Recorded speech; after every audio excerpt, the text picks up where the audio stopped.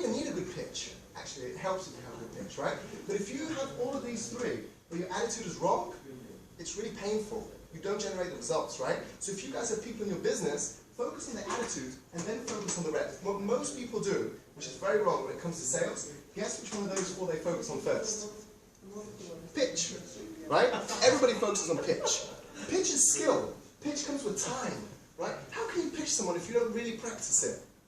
Make sense? So the first thing is the strategy. Get in front of more people, practice your process, work on your attitude, and then fix your pitch.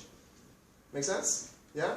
Okay, what I want to give you guys is I'm going to give you one nugget on one of those. Just one little thing that you can take away, you can implement it in your business, and it will make a difference if you do it. Cool? So, just by a show of hands, who's interested in the strategy side of things?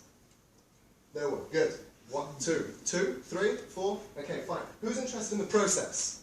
1. Yeah, cool. 2, okay. Pitch? Yeah, and attitude?